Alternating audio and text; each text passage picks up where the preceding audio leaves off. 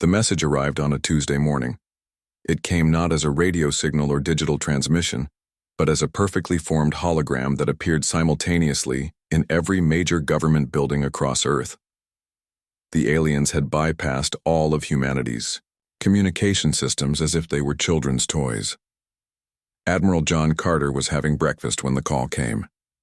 His coffee grew cold as the president's aide spoke rapidly on the other end of the line. 20 minutes later, he was in a helicopter, heading for Washington. "They're calling themselves the Galactic Council," President Kate Miller said when they met in the secure room beneath the White House. Her face looked tired, but her eyes were sharp. "They want to speak with Earth's leaders in 1 hour." John nodded, studying the preliminary reports.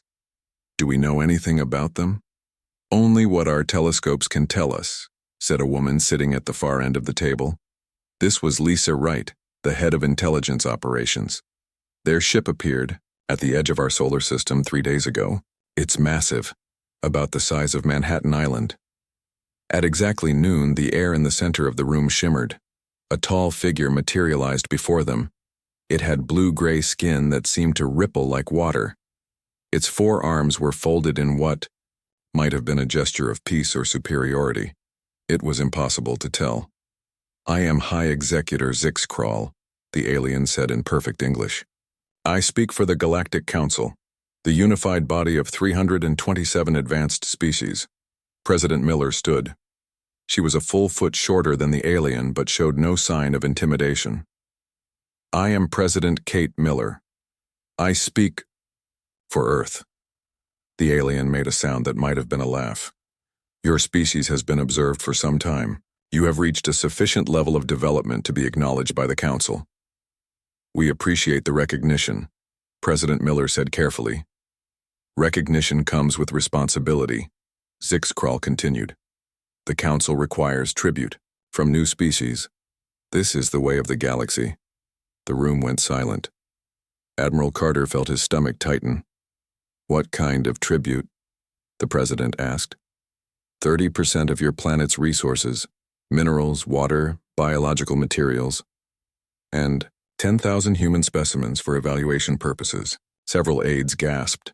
President Miller's face remained neutral. "And if we decline this offer?" The alien's skin darkened. "It is not an offer. It is the established order. Species that resist do not survive." The hologram flickered. "You have 30 Earth days to begin delivery. Coordinates will follow." Then the alien was gone, leaving only a small device hovering in the air. It fell to the table with a soft clatter. "Get me our best scientists," President Miller said immediately. "And I want every military leader on standby." Within hours, the Pentagon became a hive of activity. Admiral Carter set up command in a large conference room, walls covered with screens showing Earth's defensive capabilities. "If these scans are accurate, one of their ships could wipe out our entire Navy," said General Paul Lewis, pointing to data from their limited observations. "We're talking about technology centuries beyond ours." Lisa Wright entered the room with a tablet in her hand. Her face was grim. "Sir, we've decoded some of the data from their device. It contains coordinates but also something else, records of other species who received similar demands." She projected images onto the main screen. Alien worlds, some lush and green, others rocky and barren. These are before and after images. The species that paid tribute were left with just enough to survive. The ones that fought back? She didn't need to finish the sentence. The barren worlds spoke for themselves. "How many worlds?" Carter asked. "Dozens that we can identify. Some appear to have been completely stripped of resources." President Miller joined them late that evening. "Options, people. I need options." "Conventional warfare is suicide," Admiral Carter said bluntly. "Even our nuclear arsenal would be meaningless against their technology." "What about negotiation?" suggested a State Department official. Lisa shook her head. "Based on the records we've decoded, they don't negotiate. They take what they want." A new voice spoke from the doorway. "What if we have something they don't?" "Expect?" All heads turned to see a man with rumpled clothes and tired eyes. Dr. Alan Shepard, the physicist who had revolutionized quantum computing 5 years earlier. Explain, President Miller said. Dr. Shepard walked to the front of the room. We've been analyzing the data from their device. Their technology is incredibly advanced, but it follows patterns we can recognize. It's based on a type of quantum mathematics that's, well, it's different from how humans approach similar problems. Different how? Admiral Carter asked. Their systems are all built on what we might call linear quantum progression. Humans naturally think in recursive patterns. It's a small difference, but it might give us an edge they don't expect. President Miller leaned forward. Can we use this? Maybe. Dr. Shepard ran a hand through his messy hair. But I'd need more data, more scans of their technology in action. That would mean getting close to their ships, Lisa pointed out. Then that's what we'll do, President Miller decided. Admiral Carter, I want a plan for a covert operation. Dr. Shepard, assemble whatever team you need. And what do we tell? The public? Asked the communications director. The president looked out the window at the Washington Monument, glowing in the distance. The truth, that we've made contact, that the aliens have made demands, and that we're exploring all options. No panic, no false hope. Just the facts. As the meeting broke up, Admiral Carter found himself standing next to Lisa Wright. Do you think we have a chance? She asked quietly. Carter thought of his 2 daughters at home, of all the children on Earth who deserved a future. I think we have to make one, he replied. The next morning, news of the alien contact spread across the globe. Panic was mixed with excitement, fear with curiosity. Religious leaders called for prayer. Scientists called for cooperation. Military reserves were quietly activated worldwide. And in a secure lab beneath the Rocky Mountains, Dr. Alan Shepard began to assemble a team of the brightest minds on the planet. Their mission: find humanity's edge in a fight that, by all logic, they couldn't win. When Admiral Carter visited the facility 3 days later, he found walls covered with equations and diagrams. In the center of the main room stood a strange device half-assembled. What exactly are you building? He asked Dr. Shepard. The physicist smiled for the first time since the aliens had arrived. A way to say no. 2 weeks passed since the alien ultimatum. The world held its breath as news channels counted down the days remaining until the Council's deadline. In the underground lab, Dr. Alan Shepard barely slept. He worked alongside engineer Ben Reeves and a team of scientists from around the world. We need more data, Alan said, rubbing his tired eyes. He stared at the holographic display showing the alien ship orbiting Mars. Their shields operate on principles we barely understand. What, if we send a probe? Ben suggested. He was younger than Alan, with a practical mind that balanced Alan's theoretical approach. Something disguised as space debris? Lisa Wright, who had been assigned as the intelligence liaison to the project, shook her head. Too risky. If they detect it, they'll know we're studying them. Mary Collins, a linguist who specialized in creating communication systems with theoretical alien species, looked up from her computer. What about the diplomatic approach? President Miller has been pushing for a meeting with the Council.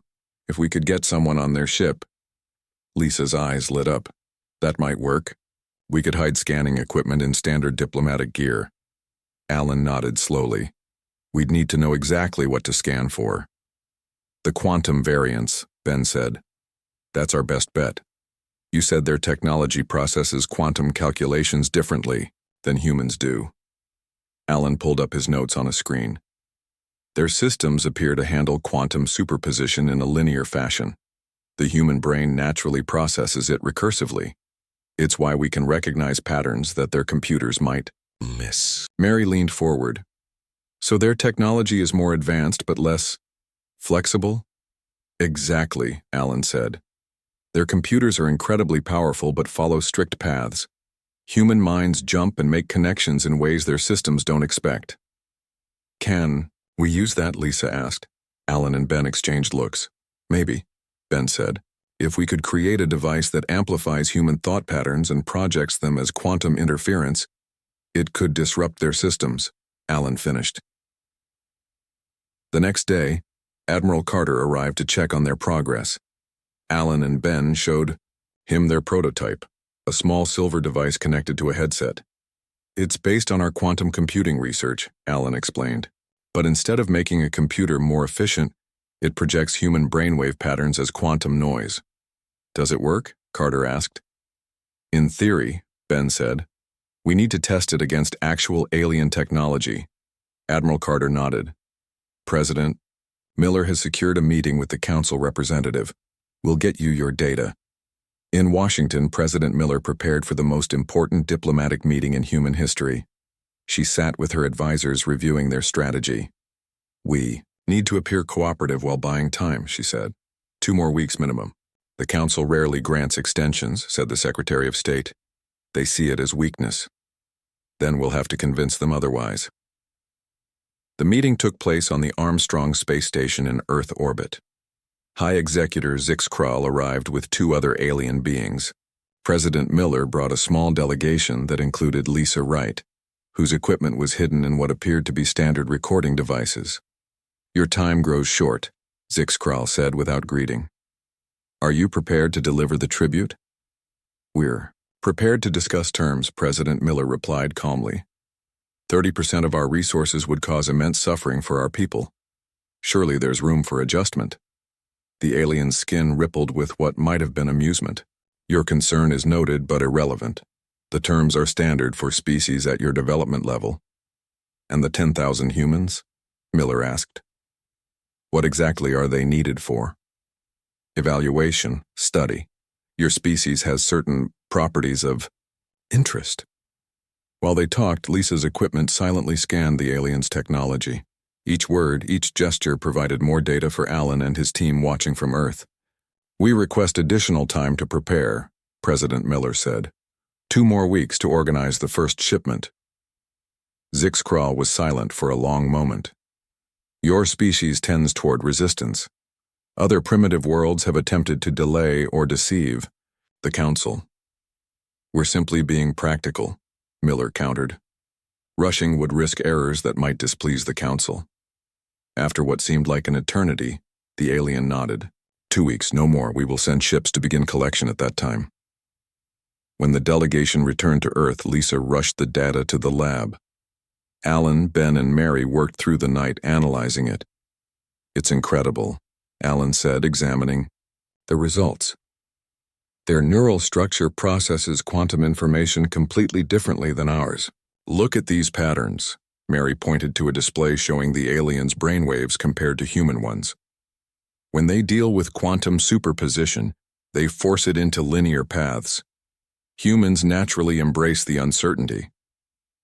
Ben looked up from his workbench where he was modifying their prototype. That's why they want human specimens. They've never encountered minds that work like ours. Can we use it against them? Lisa asked. Yes, Alan said firmly.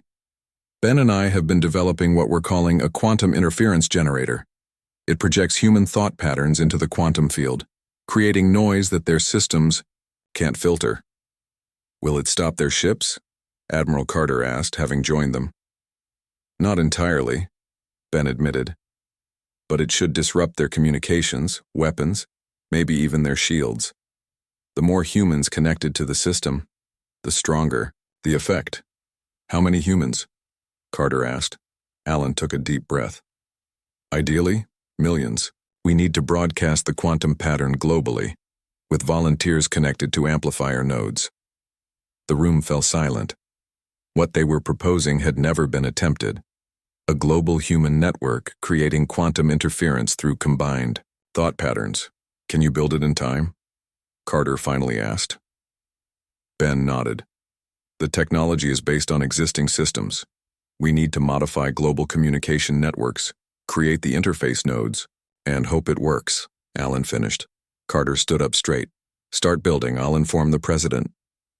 As they left the meeting, Mary caught up with Lisa in the hallway. I've been studying their communication patterns, she said quietly. There's something odd about how they refer to other species. What do you mean?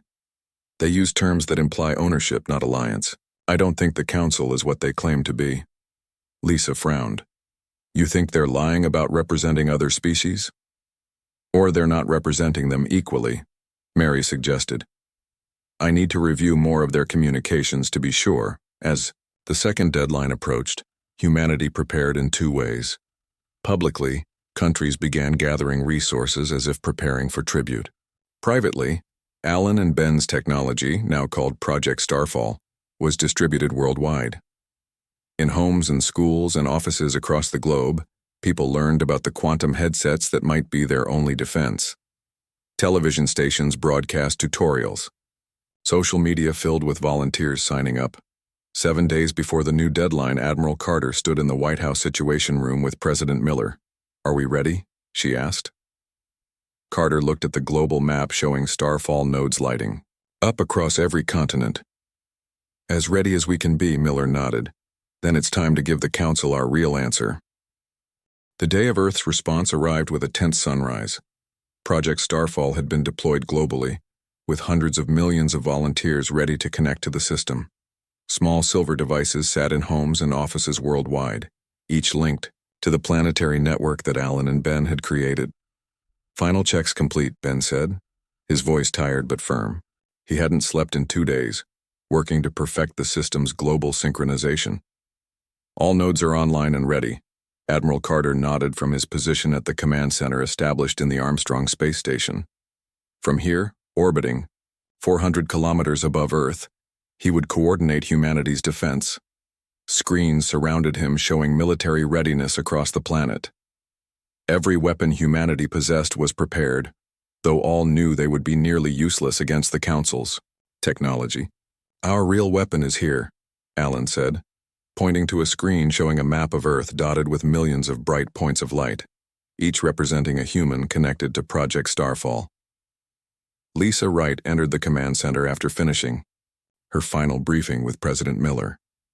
"The President is ready to deliver our message," she reported.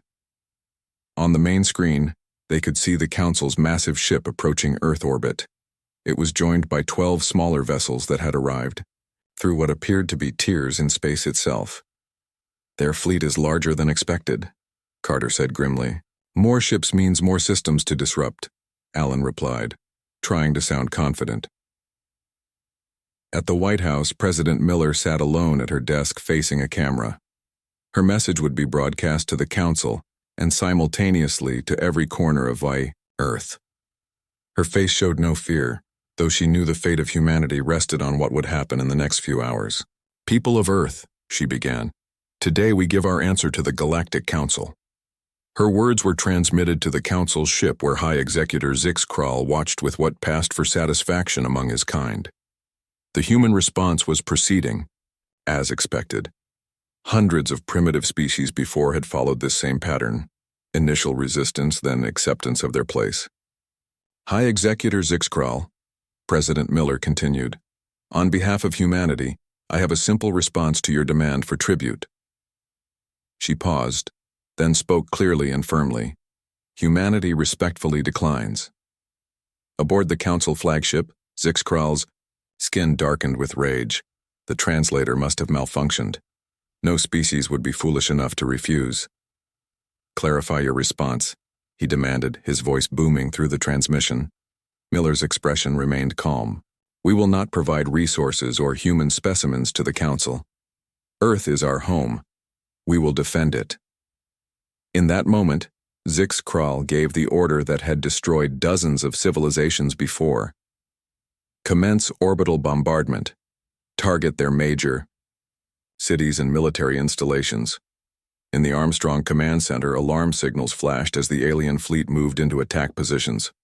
"They're charging weapons," reported the sensor officer. Admiral Carter took a deep breath. "Activate Project Starfall." Alan pressed his hand against the scanner that would initiate the global system. "Starfall activating now." Across Earth, millions of people closed their eyes and focused their thoughts as they had been instructed. The silver devices near them began to glow with soft blue light.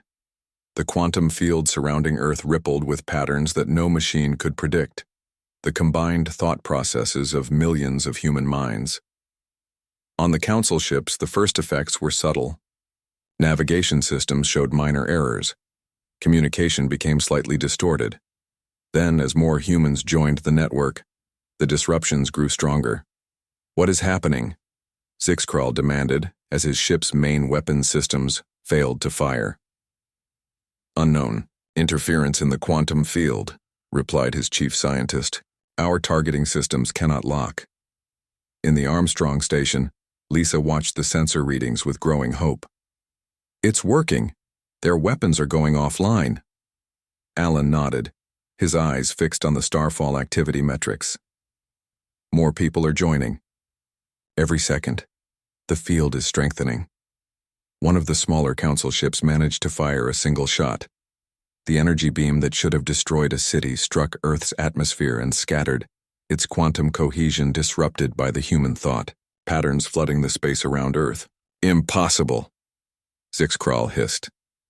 In Washington, President Miller received the news with carefully contained relief. "Keep Starfall running," she ordered, "and prepare our response team." The response team was led by Captain Diane Rodriguez, commanding Earth's newest space vessel. Built in secret using what little they had learned of alien technology, it was humanity's best attempt at a warship. Under normal circumstances, it would have been hopelessly outmatched against even the smallest council vessel. But with Starfall disrupting the alien systems, they had a chance. "All crew to battle stations," Diane ordered as her ship left its hiding place on the dark side of the moon, approach vector plotted for the smallest target in their fleet. As Starfall's effects increased, several council ships began to drift out of formation. Their crews, unable to rely on their advanced systems, struggled with manual controls they rarely needed to use. "Human vessel approaching," reported Zixkral's sensor officer with alarm. "It appears to be armed." "Destroy it," Zixkral ordered. "Weapons are non-responsive. The quantum field disruption is increasing." Aboard her ship, Captain Rodriguez watched the council vessel growing larger on her view screen. "Status of their defensive systems?" "Fluctuating wildly," reported her tactical officer. "Their shields are at approximately 30% effectiveness. Target their propulsion and fire." Earth's ship launched missiles that in any other circumstance would have been easily intercepted. Instead, they struck the alien vessel's engines. The explosions were small against the massive ship, but enough to cripple its movement. "Prepare boarding teams," Diane ordered. In the Armstrong station, Admiral Carter watched in amazement as the human ship successfully engaged the alien vessel. "I need a status report on Starfall's effectiveness fleet-wide." Ben checked his displays. "The disruption is strongest near Earth, where we have the most participants.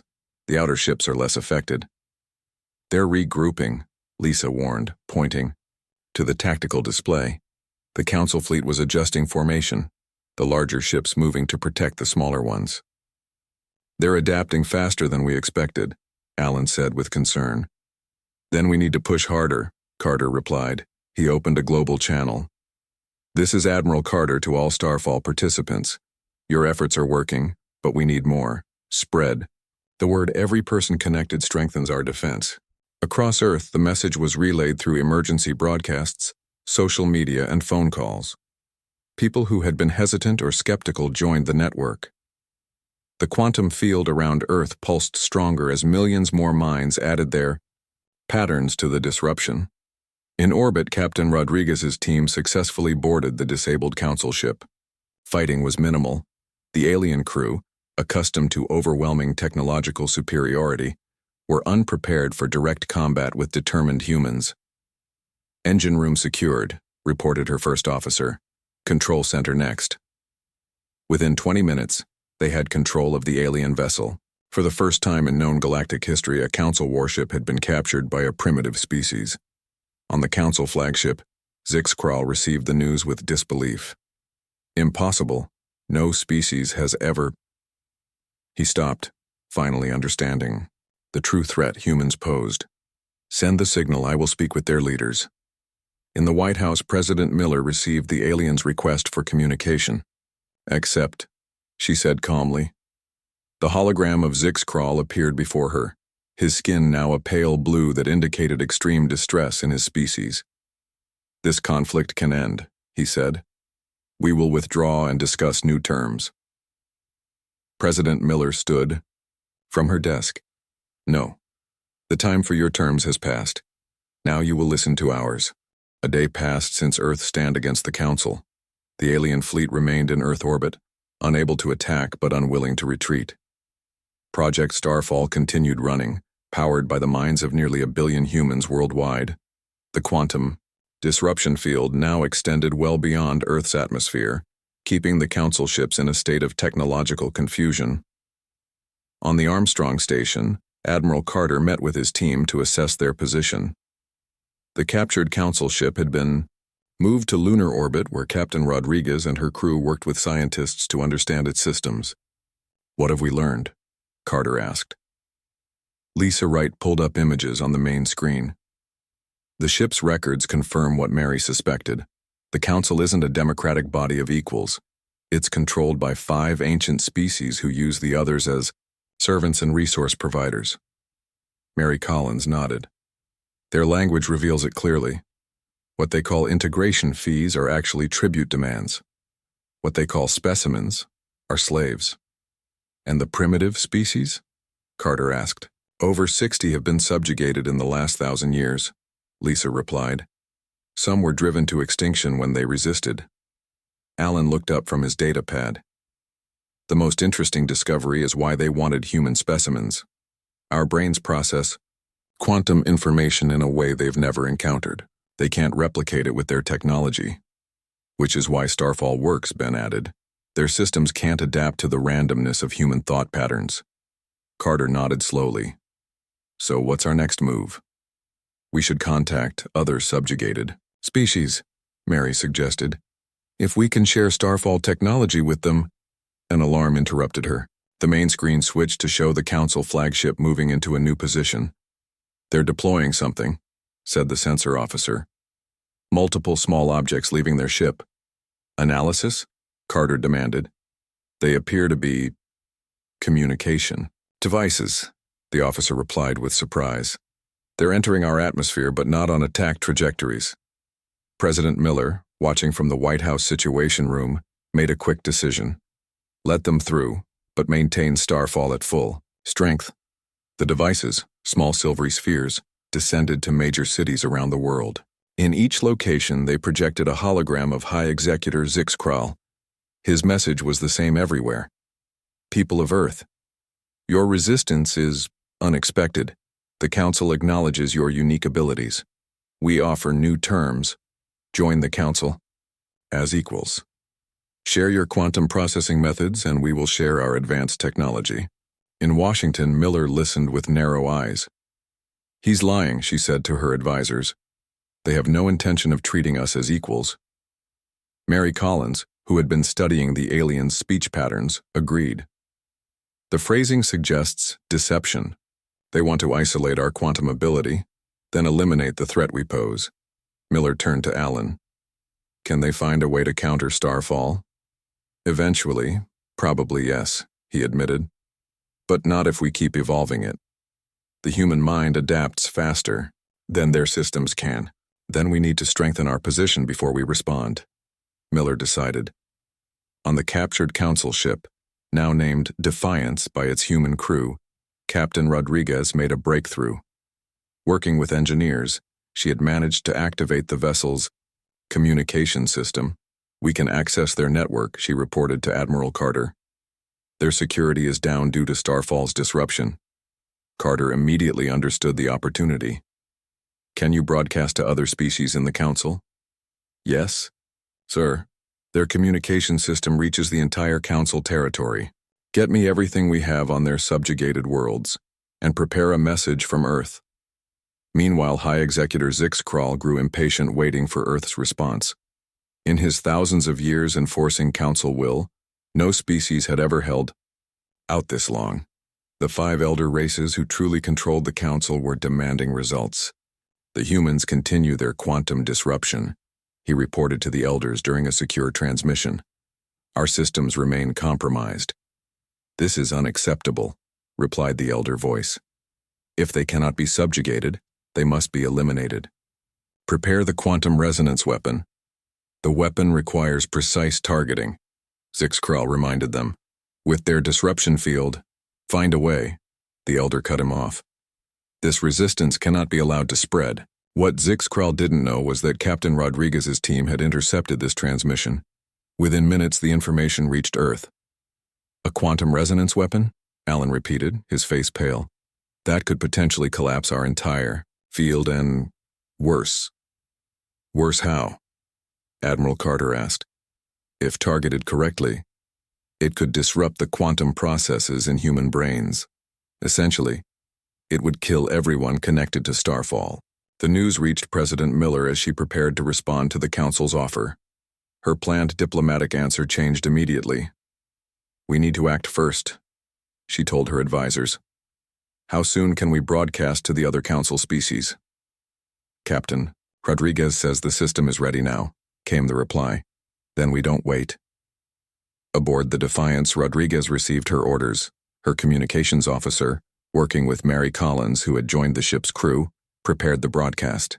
They had compiled evidence of the Council's exploitation of dozens of species, recovered from the ship's own records.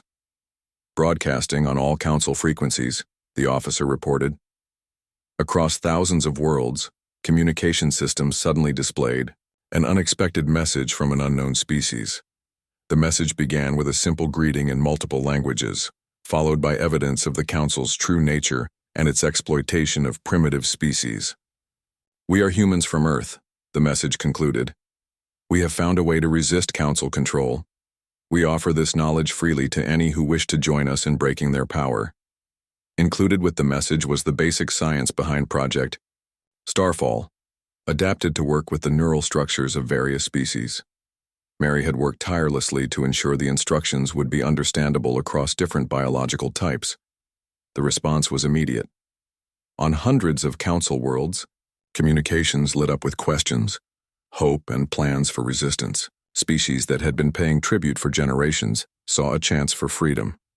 On the Council flagship, alarms blared as Zixkral received reports of the broadcast. Shut it down, he ordered. Block all transmissions. Impossible. His communications officer replied. The humans are using our own emergency override channels.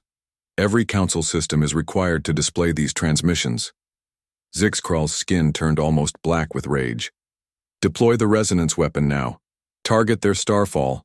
Control center. The weapon, a massive device at the center of the flagship, began to power up. Its energy readings climbed as it prepared to fire. In the Armstrong station, sensors detected the energy buildup. They're charging something big, the officer reported. Power readings off the scale. Admiral Carter didn't hesitate. All starfall. Participants maximum focus. Captain Rodriguez, is the Defiance combat ready?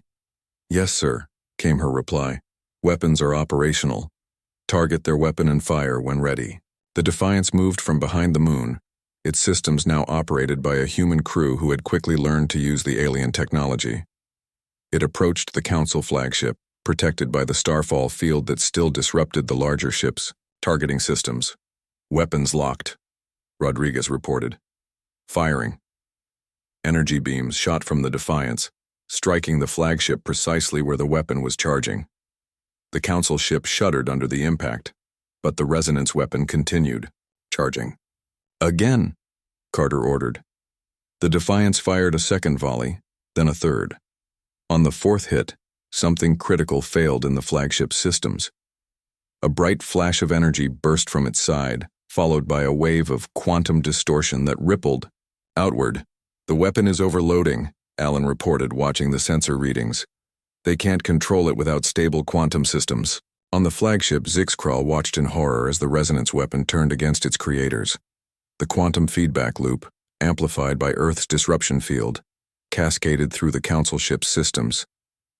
Evacuate, he ordered. All ships, withdraw. But it was too late for many of them. The flagship's central section collapsed inward as the weapon created a localized quantum singularity. 3 nearby Council ships were pulled in before their engines could respond. The remaining ships, their systems partially restored as they moved away from Earth's disruption field, activated their space-folding drives and vanished. In the silence that followed, Admiral Carter turned to his team. Status report. The Council fleet has retreated, came the reply. 4 ships destroyed, including their flagship. The rest have left our solar system. And the broadcast? Lisa checked her console. Still transmitting throughout Council space. We're getting responses from at least 40 species already. Carter allowed himself a small smile. Inform the President. Earth just changed the galaxy. 3 months passed since the Council fleet retreated from Earth.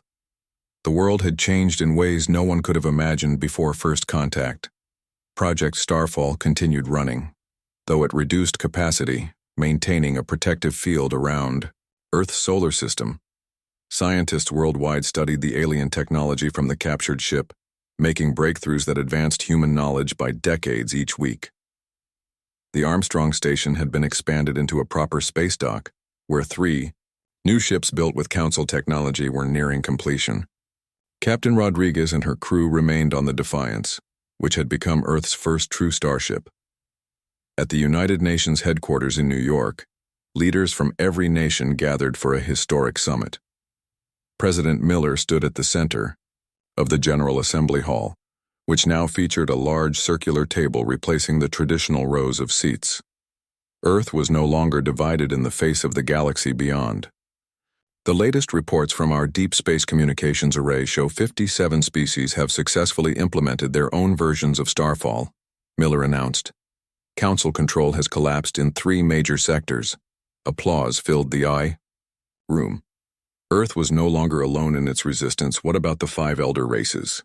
Asked the representative from Japan. Admiral Carter, now serving as Earth's defense coordinator, stepped forward. They've withdrawn to their core systems. Their power depended on the obedience of the species they controlled. That advantage is gone. Lisa Wright, recently appointed as head of the new Galactic Intelligence Division, added, "We've made contact with 17 species who wish to form formal alliances with Earth. 3 have offered to send representatives immediately." The news was met with murmurs of excitement. Humanity, which had never even left its own solar system before the Council arrived, was now being sought as an ally by spacefaring civilizations. "And what about Zixkral?" asked another leader. "Survived the destruction of his flagship," Carter replied. "Our sources indicate he's been stripped of his position. The Council's hierarchy is in chaos." As the meeting continued in New York, Alan Shepard and Ben Reeves worked in their lab, which had moved from its underground bunker to a new research center open to the sky. Their team had grown to include scientists from around the world, all focused on understanding and improving Starfall technology. "The Tarian design modifications are brilliant," Ben said, studying schematics sent by one of the alien species now allied with Earth. "Their neural structure processes quantum information in ways that complement our own." Alan nodded, looking at a holographic display showing the spread of Starfall technology across the galaxy. Each species that adopts it adds something new. The Council never imagined that sharing knowledge could be more powerful than hoarding it. Mary Collins joined them, returning from a communication session with a linguist from the Eridani system. "They've translated our broadcast into 12 more languages. The resistance is spreading faster than we can track it." Their work was interrupted when a priority message arrived from Admiral Carter. "We've received a transmission from the Council. They're requesting a formal meeting. Not just with Earth, with representatives from all resisting species." The meeting was set for 2 weeks later at a neutral location, a space station orbiting an uninhabited planet at the borders of Council space. President Miller would lead Earth's delegation, accompanied by Admiral Carter, Lisa Wright, and the key members of Project Starfall. As the Defiance approached the meeting station, Captain Rodriguez studied the assembled ships. 23 vessels, from different species, she noted, and only 5 from the Council. "They're outnumbered for the first time in thousands of years," Admiral Carter observed. Inside the station, delegates gathered in a large circular chamber. The 5 Council representatives entered last. Their leader was not Zixkral, but a tall, silver-skinned being who introduced himself as Elder Vexmore. "The Council acknowledges the changed circumstances in the galaxy," he began, his translator conveying a tone of reluctant acceptance. "We propose a new arrangement." President Miller sat calmly, flanked by Admiral Carter and representatives from other formerly subjugated species. "We're listening. The tribute system will end," Vexmore stated. "All species will retain their resources and autonomy." Murmurs spread through the alien delegates. This concession alone was revolutionary. "And what of the elder race's position in the council?" asked a representative from the Proxima system, a species that had been paying tribute for over 3 centuries. "We propose a restructured council. Each species will have equal representation," Vexmore replied, though his skin rippled in what Lisa recognized as discomfort. "Not good enough," Miller said firmly. "The old council structure must be dissolved completely. What we need is a new alliance of truly equal members." Elder Vexmore's eyes narrowed. "You propose to dismantle an organization that has maintained galactic order for millennia." "An order built on exploitation," Miller countered. "We propose something better. A free systems alliance where knowledge and resources are shared for mutual benefit." The chamber grew tense as Vexmore conferred with the other council representatives. Finally, he turned back to the assembled delegates. "The council cannot accept dissolution," he stated. "However, we will agree to a division of space. The council will retain its core systems and release its claim on all others." Miller looked to the other delegates, who nodded their agreement. It was more than any of them had expected, the right to true independence. "We accept these terms," Miller said. "With one addition. Any species currently within council space must be free to leave and join the alliance if they choose." This final demand caused visible distress among the council representatives, but with their power already crumbling, they had little choice. Elder Vexmore finally nodded his agreement. As the new treaty was formalized, Lisa approached Mary, who was studying the council representatives carefully. "What do you see?" Lisa asked quietly. "Fear," Mary replied. "Not of us, but of what comes next. Their entire civilization was built on controlling others. They don't know how to exist as equals." 3 days later, the Defiance returned to Earth bearing news of the historic agreement. The new Free Systems Alliance was officially established, with Earth as a founding member. In the Armstrong Station's observation deck, Admiral Carter and President Miller looked out at the stars, now filled with new meaning. "What happens next?" Carter asked. "We learn," Miller replied. "We build. We explore." As they spoke, a message arrived from the communications center. "Alliance ships approaching, Madam President. The first diplomatic delegations from Proxima, Eridani, and 6 other systems." Through the viewports, they could see the ships appearing. Vessels of different designs representing civilizations that until recently had been strangers. Now they were allies in a new galactic order. 3 months ago they demanded our submission," Miller said. "Now we welcome them as friends." Carter nodded. "All because we refused to bow." Below them, Earth continued to turn, its people going about their lives under a sky that would never again seem empty or lonely. Project Starfall hummed softly in the background of human consciousness, a reminder of the power that had been there, all along, the unique way that humans saw the universe and their refusal to surrender that perspective. When the Council had demanded tribute, humanity had instead given the galaxy something far more valuable: freedom. The stars themselves seemed brighter somehow, as if reflecting the new possibilities that stretched before all thinking beings. And in the depths of space, the light of those possibilities was spreading, system by system, carrying with it a simple message that had started on a small blue planet: "We are not alone, we are not afraid, and together we can be more than we ever imagined."